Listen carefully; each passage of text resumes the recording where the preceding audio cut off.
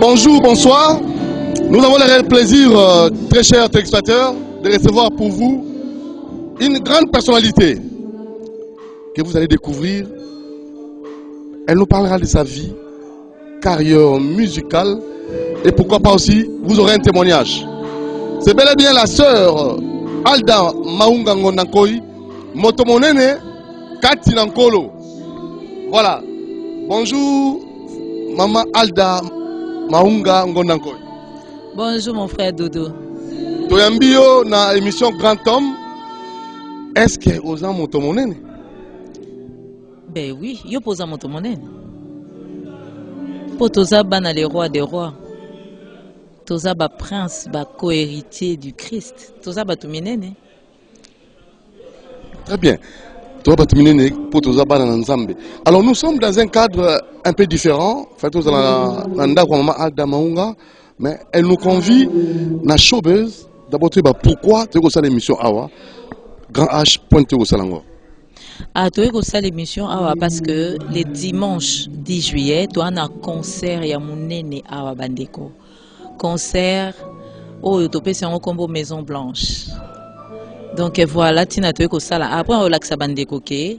Donc mukolo wana eza ya babete o lisolote, eza réel. Donc c'est ici que tout va se passer.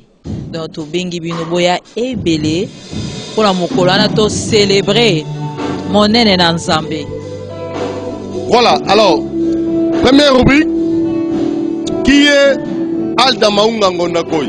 Obotami wapi, otangi wapi, Nino Lingaraté. En fait, c'est ça la première partie, la première rubrique de notre émission Grand Homme. Maman Alda, obotami wapi. Ngai na botami na Kinshasa, na commune ya Kinshasa. Dans la commune à Kinshasa, c'est ça? Ouais, na commune à Kinshasa, na ville à Kinshasa, puis na commune à Kinshasa. Hôpital Obotama, Ebi, maternité ni. Na Mama Emo. Ah, Mama Emo. Ah, na botami na Mama Emo. Donc na Koli na commune à Kinshasa jusqu'à 10-15 ans. Ndé toi qui ko déménager, le ba parents ba somba na Livulu na Mbanzalemba. C'est là que j'ai grandi en fait. Na Koli na Mbanzalemba et tout. Na moi na Mbanzalemba. Moi na Mbanzalemba. O que lango sonité. Soni pourquoi? Tout ça comme artiste, o que lango soni. Na ko jamais je suis fière parce que Mbanzalemba eza quartier mo ya lokumu, eza pa pambate. Bimisa bataminene.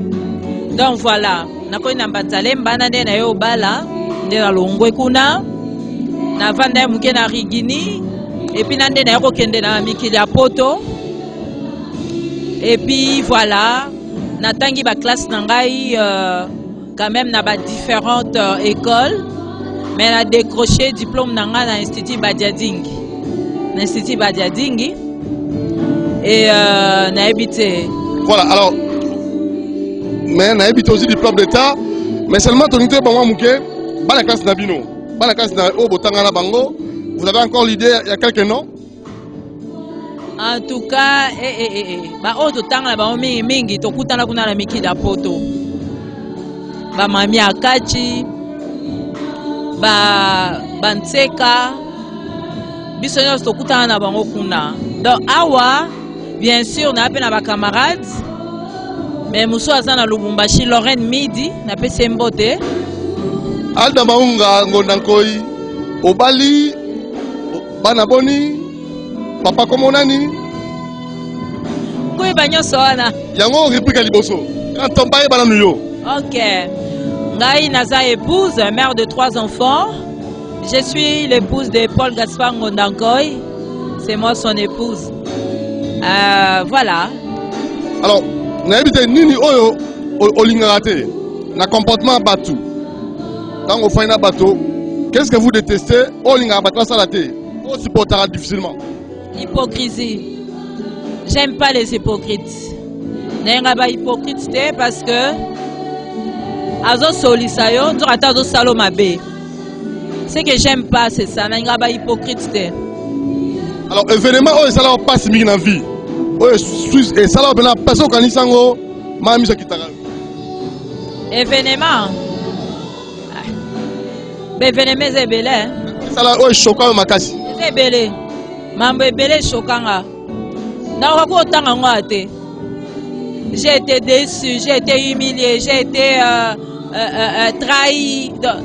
Et ça t'aimait belé. Bah, événement est belé, mais non, qui peut autant, non, mais en bref, en tout cas, bah, événement est quand même belé, oyo. Oh, et les sangs et événements, moko ya papa langa, de na perda ka papa langa, ti lelo na lelarae. Dans na perda papa langa en 2018, ti lelo, ma ya misu nange kitara, kwa mankanga makasi. Mais, et ça la bamaka mususu, oyo sala ke na sala déçu, oyo sala pe ke baba musu pe les sangai, bamaka mususu pe je me suis senti trahi et tout, et c'est belé.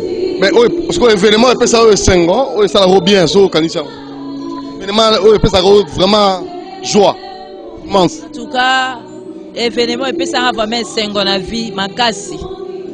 D'abord, il y a un mariage à Bali, j'ai épousé l'homme de ma vie. En plus, mariage à moi en Angaï, on a eu au Bali ça.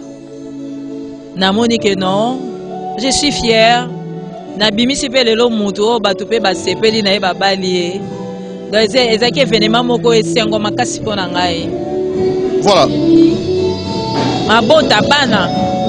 Tant on a boti, eza be événement moko marka pe vinanga. Ko bosa te ke ngai ba médecin baloba ke na obota te. Mais un jour tant on a komaki maman. Tant na mona bana na ngai. Eza vraiment joie moko oyo ki jamais kolonga na vie nanga. Mama Alda Maungango nankoi modèle na yo. Nani oyo ozwa comme modèle? Oyo apesa yo posa. Apesa so tali muto na alors référence na yo. D'abord modèle à Soleza Jésus-Christ hein. Modèle à Soleza Jésus-Christ. C'est vrai ba oyo to zara ba loka ba modèle pe anase na moi oyo bazanga ati. Mais misusu pe nazwaka loka ba modèle ba décevanga. Ozomona yo mona ki modèle mais après oza déçu. Notanga nanga kombote. Ozomona yango na modèle ya solo référence ya solo eza Jésus-Christ de Nazareth. C'est lui notre modèle parfait. C'est lui notre référence. Votre plat préféré? Ah, mi misili. Mi kongula misili na fufu. Au tennis, on a relâché mingi, tant on l'a tu vous sens à l'aise. Grand H, grand homme. Bon, nanga mingi batailleur hein. Nanga mingi batailleur. En tout cas, neti bateni na biso africain. Bateni na biso africaine vraiment ceux qui na latiango, loba na baselanga na ndenga batailleur. Nandeng après à porter ou robe ou veste, hein, tailleur quoi.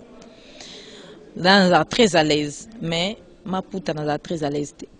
Voilà, alors parlons de votre carrière. Vous êtes artiste déjà au Kokisi 15 ans à Moussala Oyo et tu nous à titre de rappel, l'album déjà Misatou, à titre de rappel, la New Lelo, tu as un titre album. Titre à Liboso depuis 2011 où irai-je au Kendewapi. Il y a mis Balé na ça qui en 2015 na frère Paul Balenza tout ça qu'a featuring et puis on a mis ça tout colonne de feu. On a mis Balé mon bouclier. Il y a mis ça tout colonne de feu. Au Eouta Kobimana 2021 na juin 2021. Donc ce sont les 3 albums que on a sali jusque là. Troisième album, Yango représenté Batou Awa na Showbuzz na salle Otozali le 10 juillet. Donc il y a un concert. Concert est à 15h. Donc la porte est à 15h. 15h30 to bandi programme.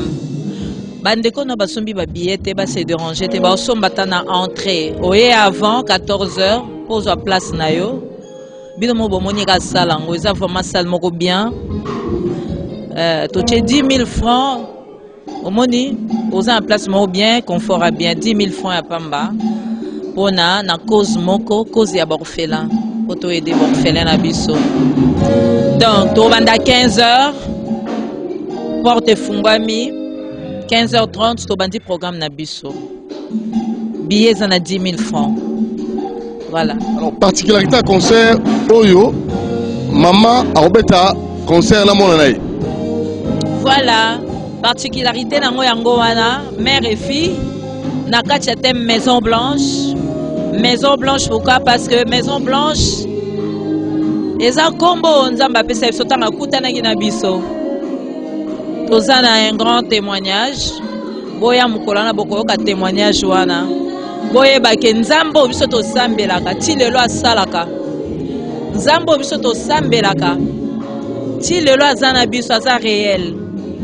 Donc, l'olenga diri à kota na foyer nanga, à kota na famille nanga, occupé au kota na foyer na yo, na famille na yo. Alingi lelo na émission Grand Homme, bato ba concert. Les 10, lelo bazo déjà moi. Mouké kaka témoignage jango aux artistes, au sein la Nzambe banakala. Ce qu'on Nzambe so eko vilité sous. Pour la deuxième fois, l'olenga kadi c'était comment pour bato ba ba mlaza ni na solo. En tout cas, non pas ça moi illustration moi ya muke, pourquoi? Parce que ce n'a bien dévoilé batou déjà c'est OK. Et le quoi ya liboso dans le baraka. En 2020, pendant le confinement, Dieu nous a visités. Nous avons tout quitté, tout jeté. Et puis totikala ki libanda pendant 1 année et 3 mois, pendant 15 mois. Et ça, une chose incroyable. Qu'est-ce qui s'est passé?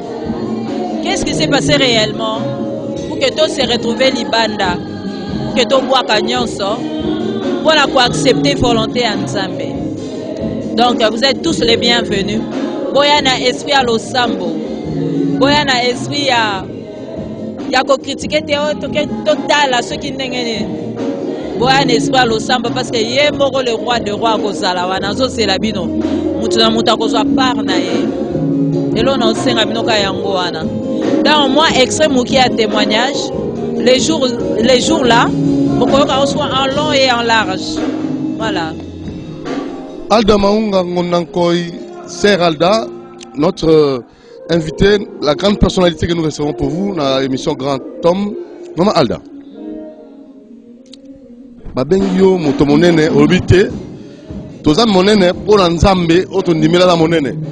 À part na yo la société, nini oyo sala na kati ya société na yo, o fana ko bako, naza quand même ko participer pour mboka na ngai, pour le développement mboka na ngai. Et sa création il y a ONG nanga, on a s'occuper na borfela. Sourire des enfants. Sourire des enfants. Et là, au créant au camp? Pardon? Au créant au camp. En tout cas, sourire des enfants, na créant ça fait au moins maintenant.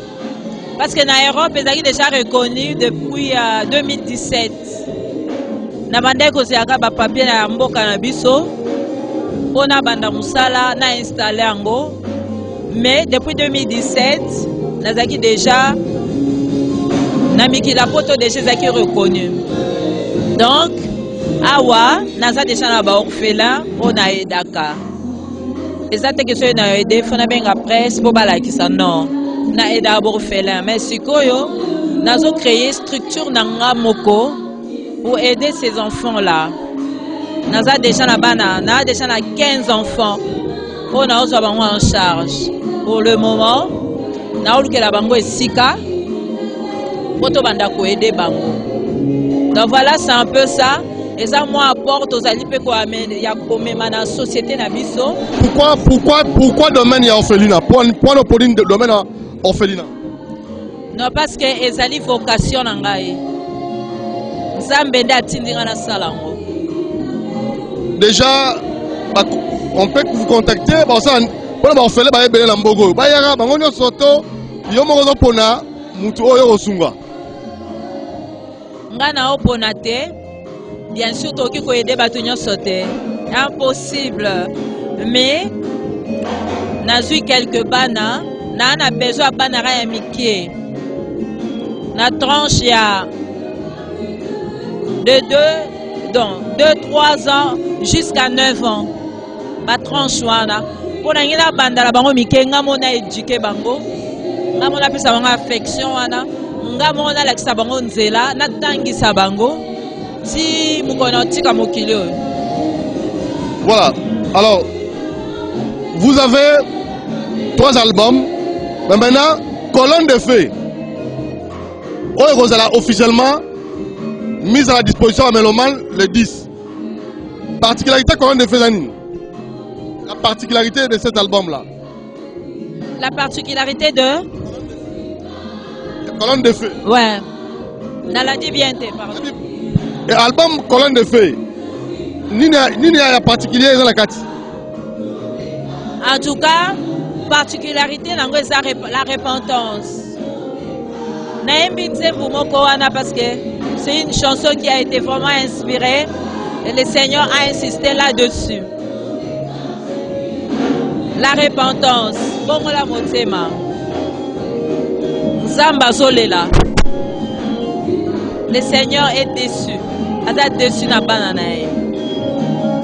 Aosenga ba ne ba bongo la mitema tant que toi na bomoi. Toye banzambe la bosolo to bangae. Otamba na robangae. Parce que le loso to kufi c'est fini. Ce to kufi c'est fini. Il négocie pas avec les morts. Il négocie avec les vivants. Asengi la biso to se repentir. Mabe komi me ebele na mokili. Mabe komi ebele azo senga biso te se repentir to zongela e to zonga lisu na ndaku na e. Batu mingi bapesi nzambe mokongo. Batu mingi bazo sangisa e na biloko mokili oyo. Batu mingi bazo sambe na bosolo te. Batu mingi balati hypocrisie. Nzamba zo senga na biso to se repentir to yeba ye na bosolo to tika masum to tika kozala attirer na biloko mokili oyo to sunga église na ye moto akosala ba shopping ya bambongo ebele mais pas pesa offrande d'église akopesa ba miette. Pourquoi Voilà, alors dans la bino bolanda conférence de presse oyo esalemaki na hôtel Béatrice et Nassima Tozonga.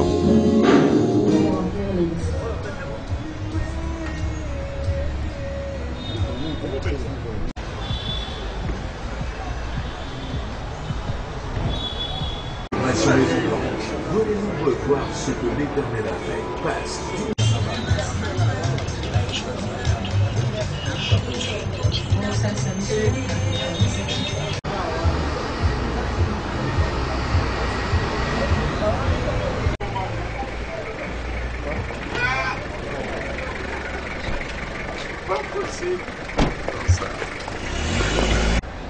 Chers collègues, je vous annonce l'entrée en ces lieux de la sœur Agda Maounda Ngondakoy et de la sœur Priscille Ngondakoy Massawabo qui nous ont conviés ce jour à ce point de presse. Sœur Jean-Fred l'Éternel, sœur Agda Maounda Ngondakoy et la sœur Priscille Ngondakoy Massawabo que nous accueillons en ces lieux. Avant de commencer, nous invitons notre frère,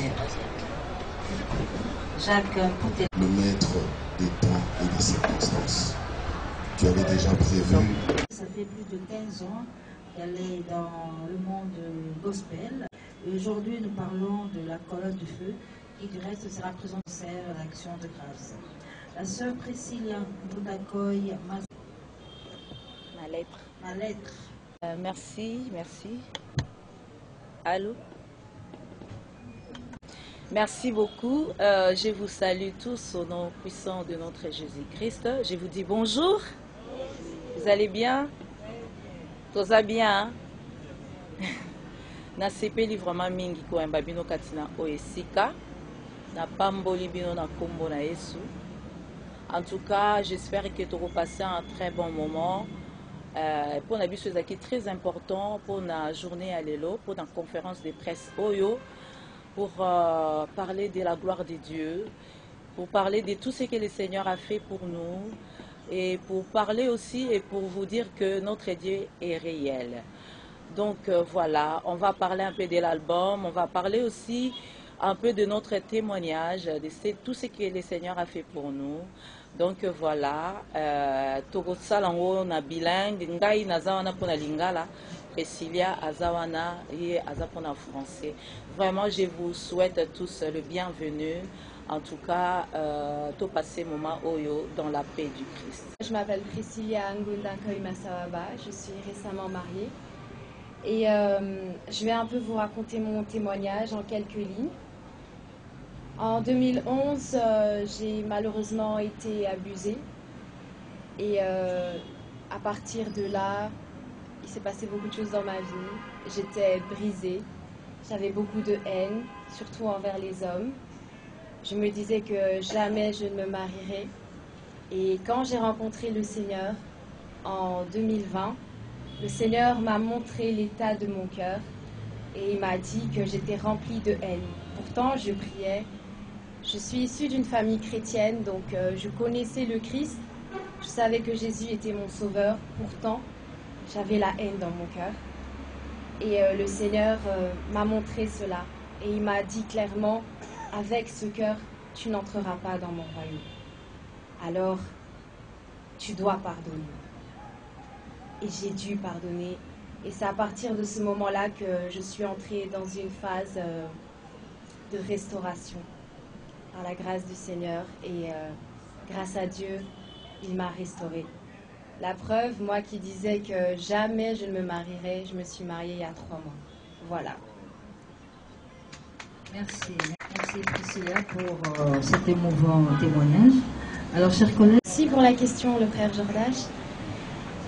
Pour commencer avec le titre Maison Blanche, je ne vais pas vraiment entrer en détail parce qu'on souhaite vraiment garder la surprise pour le 10 juillet. Mais quand le Seigneur s'est manifesté dans notre vie, il nous avait dit de tout quitter, de tout laisser et de tout abandonner pour le suivre. Et c'est ce que nous avons fait littéralement. On a jeté tout ce qu'on avait, on a donné ce qu'on avait pu donner et on a quitté notre maison, notre famille. Ma mère, mes frères et moi, nous avons quitté notre maison et là, on est en 2020, pendant le premier confinement. On a tout quitté. Et le Seigneur, quand il nous a dit de sortir, on ne savait pas où aller, mais il nous avait parlé et il nous a dit « J'ai une maison blanche à vous donner ». Cette maison blanche est totalement symbolique et spirituelle. Ça n'a rien à voir avec la maison présidentielle aux États-Unis. Cette maison blanche, en fait, ça représente Dieu lui-même. Je ne vais pas m'étaler plus que ça. Et concernant la deuxième question, pour savoir si la musique et les sakamato na yak, enfin voilà, voilà. Moi, j'ai l'habitude de dire ma passion, c'est Jésus-Christ. Dans le sens où le Seigneur peut m'enlever ma voix, c'est pas grave, je continuerai à le servir. C'est pas chanter qui me fait exister, c'est pas chanter qui me donne de l'argent. En fait, si je le fais, c'est tout simplement pour Jésus-Christ. Si aussi Jésus me demande de faire autre chose pour lui, je le ferai parce que la chose qui est vraiment importante pour moi, c'est le Christ. Donc, voilà. Merci vraiment. Et la dernière question, ça concerne maman. C'est vraiment une question fondamentale. Oui, et d'abord fait là. Mais moi, j'ai fait mes choses discrètement. Quand on a eu dans la Borfela, on a bien presté. Zalanga na Zambiranga, na bateau va accompagner à Ngaï. Daketa Kwede na Borfelina Moussousou. Mais maintenant, moi-même, comme le Seigneur m'a mis à cœur, il m'a dit que c'est ta vocation. Les Sikoyo, nazo banda fondation na Ngaï. Nazasko na Borfelin, au Yanga, moko, au na mais c'est depuis longtemps, et le poignet aura déjà. Il aura déjà fait là. Mais je n'ai pas l'habitude, je n'ai pas visiter au Fénina Mongo, na benga presse, na benga batala, non. J'ai fait vraiment ça discrètement. Voilà. J'espère qu'elle a répondu à la question. Dans le mois d'avril, le mois de mai, dans le mois de mai, Nazaki na orphelinat monaki Senso. J'oublie encore le nom de l'orphelinat, mais naki Senso, nazaki na orphelinat wana. Nakende kotala ba orphelin, les orphelinat moko prophète moko mutu a garda bana wana, a garda 75 enfants. Bamikolo baza na ba tranche ya ba 16-17 ans. Ti na inane. Et ça n'a pas signé. On a des autant à Bango. Ça y est, on a signé là et tout ça là. Et voilà. Donc dernière action, ils ont été je crois mois d'avril, avant dans la Belgique. D'abord, je me représente. D'où mon tir CCTV. Je tenais d'abord à féliciter nos artistes ici présentes. Parce que j'ai suivi l'album et c'était vraiment impressionnant. La première question revient à maman Priscilla. Vous avez parlé de la restauration. Vous avez 2 singles, c'est ça? Est-ce que dans les 2 singles, vous avez fait mention, vous avez aussi parlé de la restauration dans les 2 singles? Ça c'est la première question. Pourquoi vous insistez sur la restauration? Est-ce nos artistes, ceux qui font la musique chrétienne, ne mènent pas une vie correcte dans l'éducation? Maman Damaoung a 15 ans d'expérience. Maman a évité où met la musique pour. Et prestation a sorti album, colonne de fait, en même temps on a des singles. Nous qui au Moni Pesa, il y a 6 canaux qui me rencontrent. Comme ça, il y a un témoignage autour de la question. Nous, nous avons la question de Sida, dans le salon où nous avons mis le Dakar. Pour la bourre d'un album. Ça, c'est un témoignage. Ni la Sida, parce que vous avez un témoignage de une rencontre particulière pour nos artistes. Vous avez 15 ans. Nous avons des Arabiens, des Arabiens. Avant, nous avons des Arabiens. Nous avons merci. Parce que, premièrement, moi-même, j'étais un cœur brisé. J'étais un cœur meurtri. Et je ne peux que donner ce que j'ai reçu du Christ. Et j'ai été restaurée. Et voilà pourquoi j'insiste autant sur la restauration. Parce qu'il y a aussi beaucoup de personnes qui ont le cœur brisé. Beaucoup de personnes vivent des blessures intérieures. Je ne le dis pas de moi-même, c'est parce que le Seigneur me l'a lui-même dit. Et il a voulu que mon ministère soit basé sur la restauration des cœurs brisés. Oui, vous allez comprendre ce cheminement que j'ai eu avec Dieu et on le découvre également dans mes chansons, mais pour cela, peut-être que maintenant, avec juste les singles, on ne comprend pas trop, mais avec l'album, vous allez beaucoup mieux comprendre. Voilà. Nini ya sika na nzambe na yo oyo ya sika yanga na nzambe na ngai oyo eza vraiment ya sika yanga na nzambe na ngai d'abord na restauration. Dieu m'a restauré. Dieu a restauré ma famille. Dieu a restauré mes enfants. Dieu m'a restauré. J'ai fait un long parcours avec ces dieux-là pendant 15 mois en dehors de ma maison.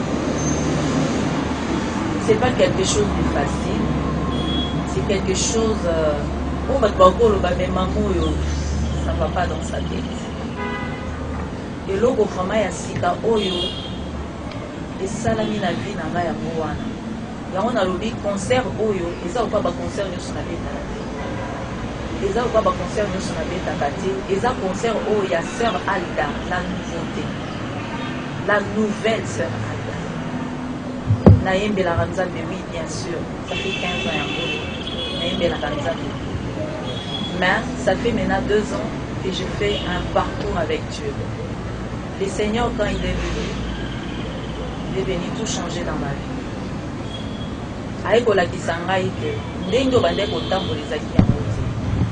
Je suis chrétienne depuis mon enfance, Lazare chrétienne, Nasalela Nzambe, Mais il y a des choses où tout ça là na ba vie na biso ozoloba toza chrétien ça ne correspond pas na vie à moi na Nzambe toza ba bilo musu tokangama na ngo esalaka ke ekabola biso na Nzambe yango mona ba biso azo sambela mais il y a rien qui change dans sa vie ne change pas des problèmes sur problèmes malheur sur malheur moi au pamba mais ça parce que pourquoi barrière yo mon côté barrière moyen aussi mba bilaka na yo ezalité donc ngai sœur Alda Yakala na bande ko tambola na ba norme en tant qu'une servante de Dieu na bande batanga Bible te na ko saper une semaine na sambelado na kena l'église dimanche na zongi pour moi ça suffit donc je menais une vie païenne en fait. Mais maintenant, pendant 2 ans, j'ai fait une rencontre personnelle avec Dieu. Le Seigneur m'a changé. Il a changé ma vie. Tout le temps, pas changer vie dans le lot. Makabo, biso to vivre, eza réel. Eza li sapoté. Eza ni mon côté to interprété, mais eza réel. Eza vraiment réel. Dans kati ya poto 15 mois libanda. Dans Nzambe. Nzamba lobi, tu sors. Tu es ma servante, tu as ton appel, l'Abraham avec son appel, yo pose un appel na yo, bima landaku na yo landangai, boaka nyonso, tika nyonso, bima landanga, na boaka nyonso, na tika ka ne l'amour na lata na même les enfants, to boaka tout, toujours le kabat ba yo tout. Na zone ici clé anda. Mon mari à Kinshasa, il était au courant de rien. Yangwana bandeko, notre Dieu est réel. Tout ça, très très attention. Tant que tu as Nzambe wana, tant que tu as Nzambe, notre Dieu est réel et il est près de nous. Azam musika tenabiso. Biso kasazan tsuki na mapata soki wabino. Il est avec nous parce qu'il voit tout ce que nous faisons. Yozo sai Nzambe mais oza manka mususu. Ezo sala. Ezo déranger Nzambe. Alors, tant que tu la taille monisa, monisi, ngana lukaki ayaki atalaki mabien ngati ataki ngana zakite, loko azanzambe oyo aza na miséricorde belé, asenga miséricorde wana senga grâce wana ayeko mimonisa. Il parle d'une voix audible à ma fille et depuis 2020, mai 2020, notre vie a été bouleversée. Il a vraiment bouleversé notre vie. Mais dans 15 mois, on était très heureux. Très heureux par rapport au Koutunande Tozakinanda. Même Bana, on travaille plus que des Tozakinanda, on travaille très bien à l'école. Parce que nous avons point moureux et exploit. C'est ça le merveille de Dieu. Notre Dieu est très merveilleux. Merci, Sœur Alba. Et Dengolobi wana mingi bazo vivre na fornication, c'est un péché. Fornication est un péché makasi. Mobali akoyeba mwasi na ye, tango akobala ye akohonorer. Mais mingi tozomona ekomi nango normal, surtout biso pe na mikila poto, tokoma obenga ngo mon compagnon, ma compagne. C'est vraiment un péché, que ce soit pour les chrétiens, que ce soit pour les athées, que ce soit pour na batu oyo bandimela Nzambe te. Biso to ba na Nzambe. Mais toi, la fornication, c'est vraiment un péché. Mais sous son balité, mais à comment déjà pour la bazémi, à comment déjà ils ont vraiment abomination. Donc mon frère et le qu'on a connu bisayo, ce que la maman Luka honoré, ce qui est que makambu, bosala qui avant mariage, bosengi bolimbisi, Nzambe aza Nzambe na mawa, a bolimbisa, fait au réparer. Honorer maman comme ça bokoti na ba norme bokoti na ba norme o ebengami norme ya libala o eza institution divine mais na lobite ke okota lola te soki eza ke liwele ye liolelo eke kokuta yo ozo vivre na copine wana ko malam susu wana eza c'est clair parce que eza na ba norme ozo tamba na ba norme ti. Donc c'est mieux, il y a pour ça, pour éviter que ça un rapport sexuel avant les mariages. Préserve-toi, que ta femme se préserve aussi avant les mariages. Comme ça, tant que balana, pour sangani et ça pour le coup mais sinon pour vivre et pour ça par rapport sexuel avant les mariages, c'est vraiment un péché. Ta motivation, tout laisser pour suivre ce qu'on t'a dit. Pourquoi? Qu'est-ce qui t'a motivé? Merci frère Christian pour la question. Alors c'est une très très bonne question. Qu'est-ce qui m'a poussé? Je pense que c'est la foi. Et, je n'avais rien qui pouvait m'attirer vers l'extérieur. C'est la foi. J'ai eu confiance en Dieu et c'est tout. Okay. De ma lettre ne parle même pas de David et tout, hein, mais ma lettre, ça parle vraiment de mon témoignage et de mon histoire. Et ma lettre, j'ai écrit ça l'année passée, mais David, moi j'ai connu David depuis 2018. Voilà. Ok, nous passons le micro. Tout le monde a un Zambie en Haïti. Toyo Kakae. Bao baza na ngolo Toyo Kakae, Bayo Kakae. Ngana oki koloba. Ezaka afwa na relation personnelle, on a des commandes en Zambie. Tant makambo wana ekomaki, jour et tout ce temps na yo ki voit wana. Là mon père na bomoto na ngana kotaki tout. C'est pas que je me suis emporté directement, je me suis entêté. Le Seigneur m'a dit, l'obéissance vaut mieux que le sacrifice.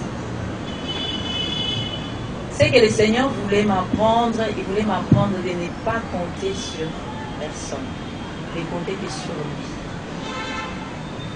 Parce qu'on a tendance, surtout nous les mariés, les femmes mariées, on a tendance à compter sur nos maris, nos familles. Mais Nzambe a appris à que je dois compter seulement sur lui. Yango a dit ça, tu dois tout jeter. Parce que j'étais aussi attachée aux choses de ce monde. Comment dit mon frère? J'aimais beaucoup de belles choses. Et l'autre chose est à comboter dans la tête. Alors qu'il y a des gens qui souffrent, il y a des orphelins qui cherchent de l'aide. Ils ont la sungi, ils ont la SDF, sans abri, ils ont besoin de sungi. Ils ont besoin de belé pour son belamba, ils ont besoin de belé pour son passapa. Nzambe tango ayebisinga makambo wana nyonso na Bible, ça c'est Dieu, parce que c'est lui qui me connaît. Donc ça vient de lui. Bien qu'il ait résisté, il a 7 jours. Il a préavis à 7 jours pour n'avoir qu'un nyonso. Dans 7 jours, il faut tout vider. Et c'est ce que je fais. Donc c'est ma foi. C'est ma foi. Merci, mon frère Espérant, pour cette magnifique question. C'est vrai, l'appel est particulier, mais je vous donne un simple exemple. Abraham a quitté sa contrée, il était seul. Juste une question. Il était avec sa femme, il est parti avec ses serviteurs aussi. C'est la même chose ici avec nous. Dieu a parlé à travers moi. Il a dit à maman, quitte tout, abandonne tout. Et quand elle dit, nyonso wana, ndaku, bilamba, basani, bakiti, tout ça, c'est ça en fait qu'on a laissé. On a abandonné notre quotidien, nos habitudes. Voilà.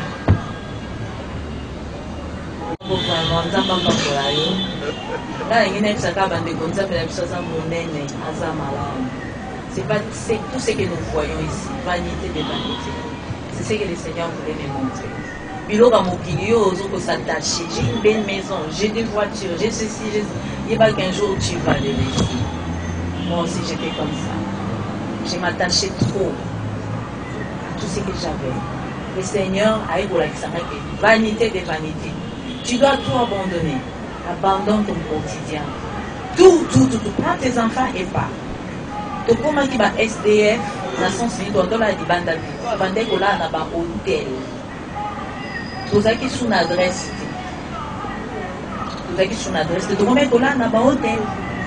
Donc, dans tel au 2-3 semaines, le Seigneur nous dit, vous devrez partir. Pour l'Ongwewana, aussi, valise, bagage à main, quoi.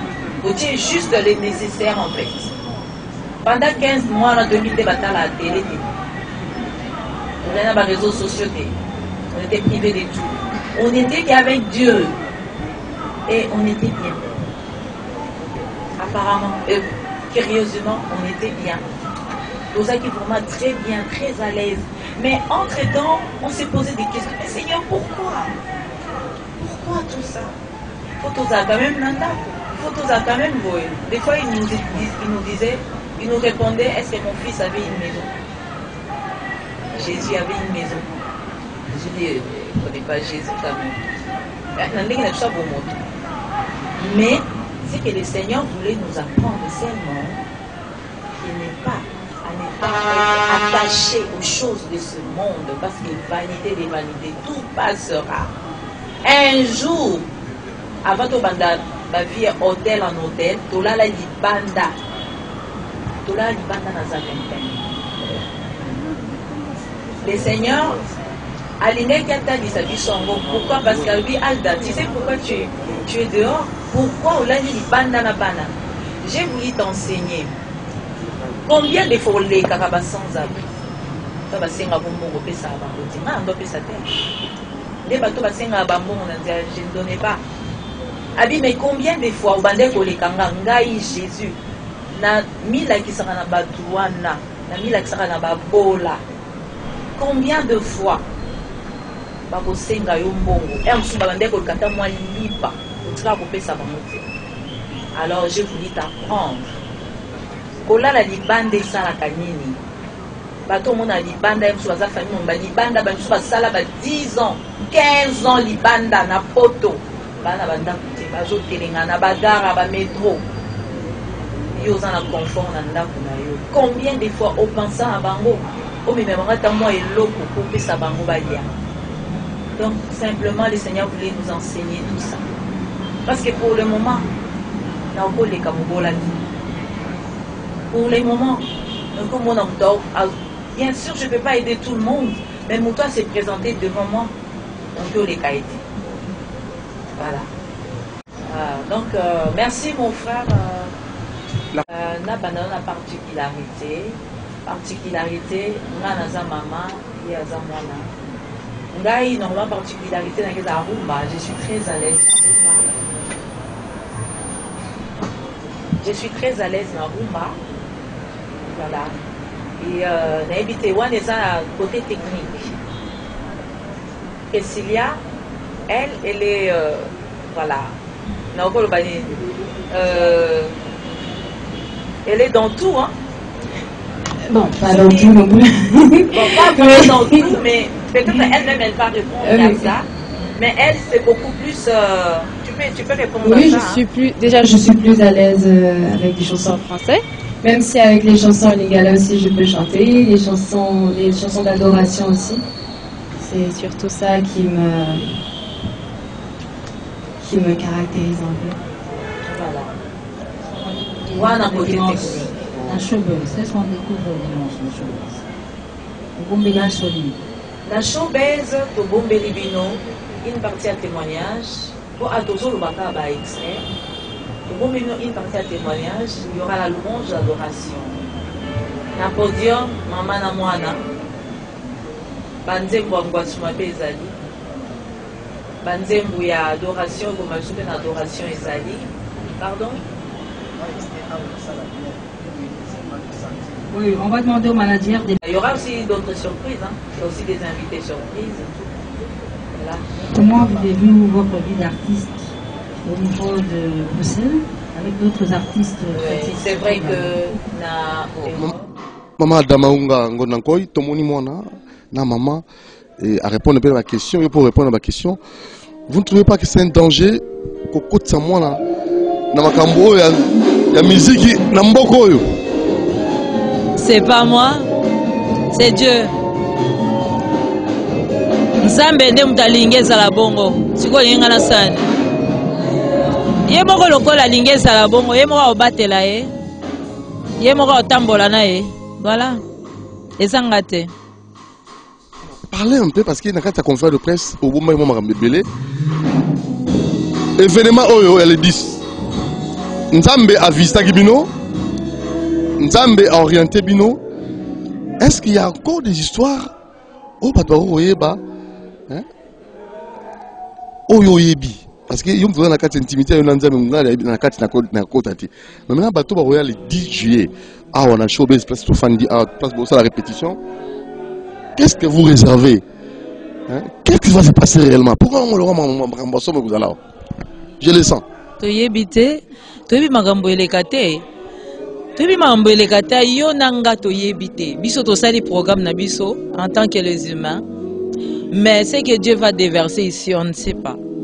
Voilà, toyebite. Vous allez chanter comment? Ils ont un album, il y a mon parce que bon, l'enfant des singles et vous avez colonne de fées. Vous allez faire comment? Il y aura, en fait, parlez-nous un peu de l'événement. Il y aura enlever les rideaux, il y aura d'autres groupes, il y aura aussi d'autres artistes qui vont jouer avec vous. Tous les Yomoro du début à la fin.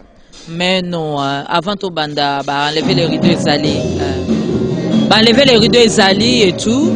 Et puis voilà, ils ont une surprise. Et Priscilla pas dans la marraine de la musique. Marraine a fait pour découvrir comme Koloana. Et la surprise. Oui, bah pour tout ça, la marraine, bah y a mbangu, bah moi la marraine. Marraine est nan.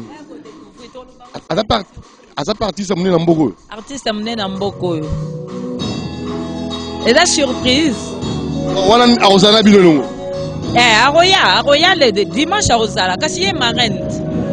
Vous allez découvrir Star Amounene le 10 juillet, Awa, avec maman Alda Maunga. Alors, mon manager est Delix Arlo. Ah, mon frère Delix. Avec centre de l'éternel. Mesdames et messieurs, le 10 juillet, ça va yinda, ça va te la danser. Bandou les salamans, on a sobé, sobé c'est Fouramate. Et Fouramate le 10 juillet. Avec la très distinguée dame, maman Nankoy, Alda Maunga. Babette le solote. Quand elle est à notre qui n'a pas de tiranate.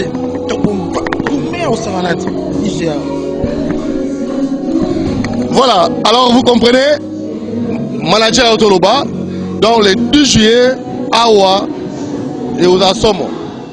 Alors, il n'y a pas de billets au Somba à distance? En tout cas, bandeko, oui, billet déjà côté Kama, mais au bazan en côté, mitungi samate pour la porte. Avant à Kokota, batouasana na billet bako. Au Somba billet na bango. Mitungi samate.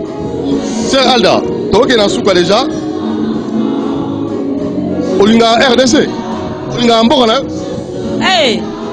Non, RDC. On a bateau, on a Est, MO, on a bano, on a orphelin, maman, on a veuve. Tout ça, ça fait mal. Aux amours de Congo, nous ne voulons pas. Pour la mité, on a dit Kozoka, pour la maquiller aux autres en Est. Eza pasi mingi, eza pasi.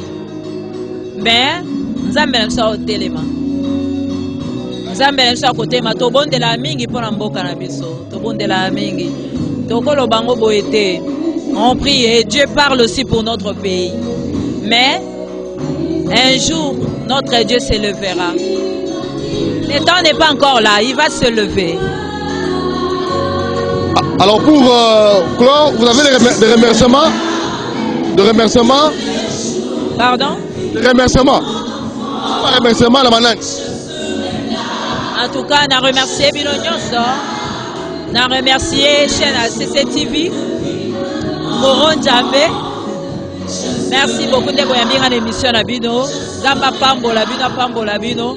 On a remercié Bandeko Nyonso ba Olanda Biso. Bandeko Nyonso ba soutenir Biso. Baya Kwana Ebele. Obaya to ya ko célébrer Nzambe oyo aza mokeli na nyonso. Nzambe oyo akutanaki na biso, oyo akutani na biso, oyo tamboli na pendant 1 année et 3 mois. Et à ma sapoté eza vérité. Donc voilà, c'est un peu ça. En tout cas, Nzamba batela bino, apambola bino makasi koleka. Beaucoup de bisous à mes enfants, à mon mari, à mes travailleurs. Soyez tous bénis. Bye. Alors, nous allons vous laisser suivre les séances de répétition pour le 10 juillet. Avant vous, de vous en live, nous allons la répétition. Mais nous sommes pour vivre le 10 juillet. Venez nombreux ici, dans Showbiz, de 15h30, 15h, X-Time. Donc, ça sera du show, du boom. Nzamba Rosala. Les assommes. Allez, suivons. Merci à Moron Djambé, merci à Alain Kabongo, à tous nos exploitants. Bruno, Fiston, Alain Kabongo et pourquoi pas aussi, bien merci Kifou, Fiston Atunga. Qui d'autre? Christian Banjolo. Allez, suivons.